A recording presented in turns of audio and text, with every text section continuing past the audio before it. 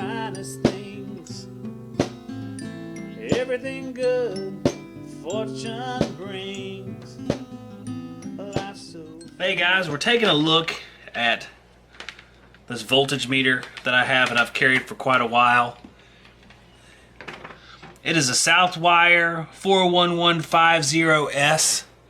Now this is something I've owned for, I don't know, I had two of these and it's been about a year to a year and a half I've been using these. And one of the questions that people would ask would be, why do you have a voltage meter when you already have a multimeter? Multimeter that I carried for that time would be this is the SC57 from Field Piece. But I also now have the SC660, the big dog,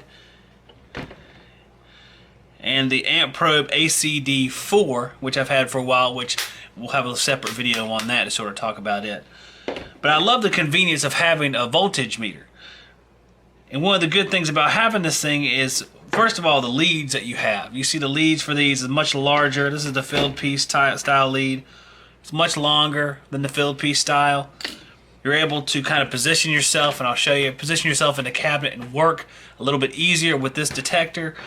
When you don't need specific measurements, what we have is 240 volts, 208 volts, 120, 48, 24, and 12. And typically what I'm using it for is 240, 208, 120, and 24.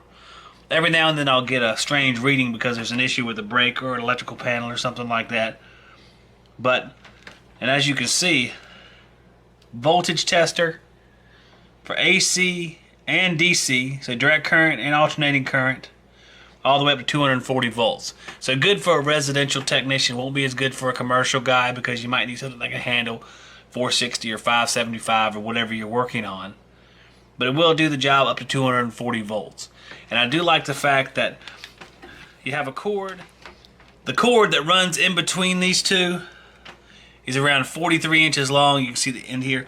Maybe a little bit too long for the applications I use it for, but it gives you plenty of room, and it is kind of a rubbery cord so it doesn't get tied up and tangled up, a lot like the Field Piece leads. Kind of a rubbery material that won't allow it to get tangled up. So that works very well. In fact, when I store it, I kind of wrap it up like this and throw it in my tray, and there's no issues from doing that over the last year or so that I've owned this one. The only reason that I don't own the original one still is the fact that I lost it, which is typical of a lot of my tools. Looking at length, the length of the entire device from prong to where the cord enters at the base is 9 inches.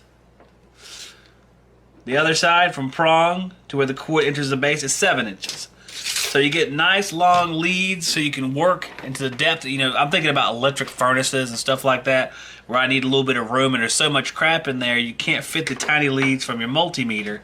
Like multimeter leads are nice, but trying to get them into those cavities inside of electric furnace can be very difficult. So having one of these checkers comes in real handy, and to do quick checks. You just grab it out of the bag, hit it. You don't have to power anything up. It just powers up whenever you actually test things.